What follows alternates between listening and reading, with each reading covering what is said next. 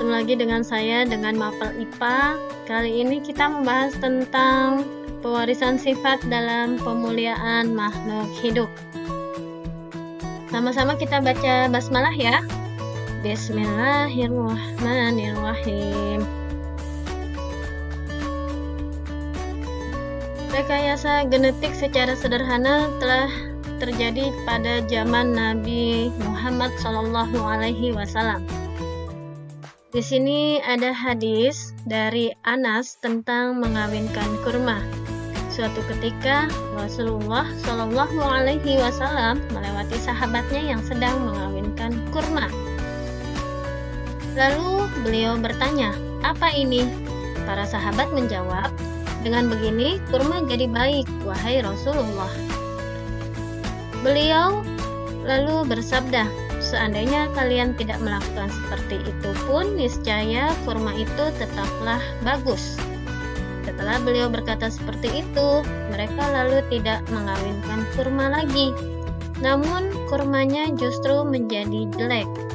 Ketika melihat hasilnya seperti itu, Nabi bertanya, "Kenapa kurma itu bisa jadi jelek seperti ini?"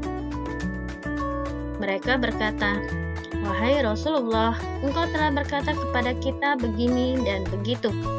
Kemudian Rasulullah SAW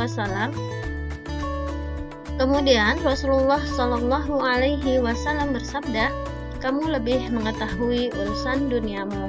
Hadis riwayat Muslim nomor 2363. Jadi di sini Rasulullah membolehkan umatnya untuk melakukan perkawinan kurma ya, dengan tujuan untuk kemaslahatan umat. Tujuan pembelajaran pewarisan sifat dalam pemuliaan makhluk hidup jadi dibagi menjadi dua, tanaman dan hewan. Untuk tanaman, teknik pemuliaannya dibagi 6. Ada persilangan, kita sudah mempelajarinya materi sebelumnya TM12. Kemudian ada poliploid, kemudian ada mutagenesis, fusi protoplas, transgenik, edit genom. Nah, 6 ini adalah teknik pemuliaan tanaman yang tujuannya untuk menghasilkan tanaman dengan jenis yang unggul. Kalau kita perhatikan, zaman dahulu padi itu dapat dipanen setahun 2 kali atau setahun sekali. Nah, untuk menghindari hal tersebut, maka dilakukan teknologi untuk menghasilkan tanaman padi jenis unggul. Akhirnya dikembangkan teknologi dan ditemukan padi varietas IPB 4S. Padi ini termasuk ke dalam padi hibrida. Langkah awal yaitu menyiapkan bibit unggul sehingga diperoleh varietas hibrida. Hibrida merupakan keturunan dari persilangan 2 atau lebih jenis tanaman dengan ciri-ciri genetik yang berbeda. Dipanennya pun waktunya lebih singkat, kurang lebih 112 hari, dan hasilnya lebih pulen, tahan hama. Hasil panennya jumlahnya mencapai 10,5 ton per hektar. Dan ini sangat membantu negara kita pada saat mengalami krisis panen kemarin. Selain padi hibrida, kemudian dikembangkan tanaman lain yaitu jagung. Akhirnya ditemukan jagung varietas 514 Batara, mana jagung ini memiliki umur panen yang lebih singkat, kurang lebih 95 hari. Tingginya mencapai kurang lebih 199 cm dengan perakaran yang kuat, kokoh, dan seragam. Tahan terhadap hama, bentuknya seperti mutiara dan berwarna kuning. Hasil panennya cukup memuaskan, mencapai 12,9 ton per hektar. Kalau kita perhatikan di sini, ya ya, butir-butiran jagung ini sangat rapat dan warnanya lebih bagus dan padat dibanding sebelum adanya hibrida. Jadi butiran jagungnya dia agak longgar-longgar, tidak rapat seperti ini. Dengan teknologi akhirnya dikembangkan lagi jagung dengan jenis hibrida yang lebih baik, yaitu satu pohon menghasilkan 2 buah jagung. Ya, kalau sebelumnya hanya 1 jagung seperti ini, kemudian dikembangkan 1 pohon 2 jagung. Kemudian dikembangkan lagi oleh ilmuwan, dihasilkan jagung dengan berbagai macam warna-warni. Kalau dulu hanya berwarna kuning saja, sekarang bisa ditemukan jagung dengan warna-warni. Nah, ini contohnya jagung yang berwarna kegelapan. Kemudian rekayasa genetik juga dilakukan pada buah. Di sini ada berbagai macam buah.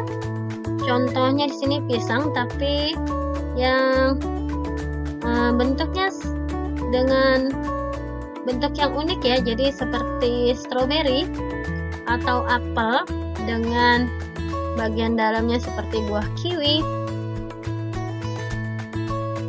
atau ini misalnya apa ini ya, lemon tapi dalamnya seperti timun, atau pada alpukat yang daging buahnya lebih banyak.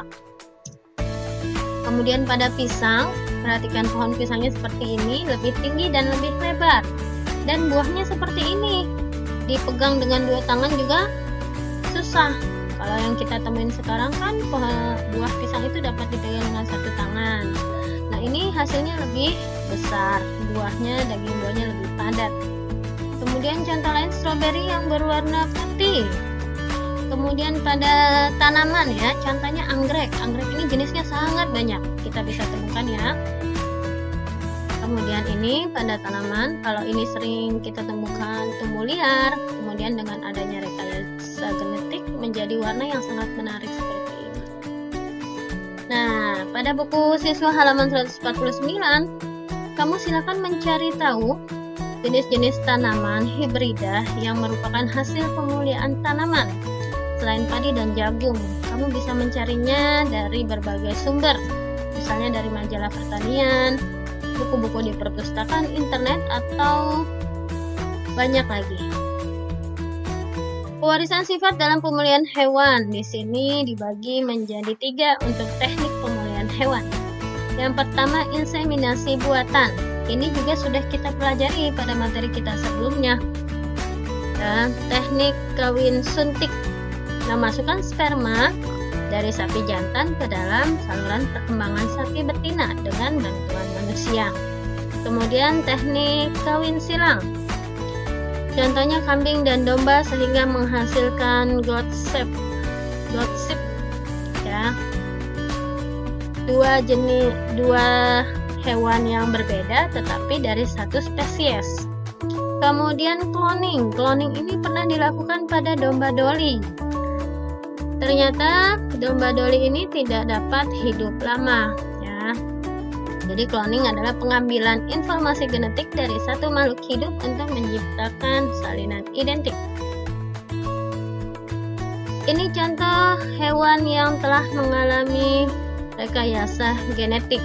Kalau kalian perhatikan ya, di pasaran banyak sekali ayam-ayam yang umurnya sangat singkat tapi sudah bisa untuk dijadikan ayam potong ya, atau istilahnya ayam boiler. Salah satu contohnya adalah ayam Plymouth Rock putih. Kualitasnya tinggi, ciri-cirinya tumbuhnya besar, dagingnya lezat, dan menghasilkan telur dengan baik. Ini contoh binatang ayam yang mengalami rekayasa genetik. Kemudian ini sapi, setelah direkayasa genetik menghasilkan seperti ini, jadi dengan daging yang lebih padat sehingga nilai jualnya lebih tinggi. Kemudian ini ya, kambing yang memiliki tanduk yang lebih indah ya, meningkatkan nilai jual.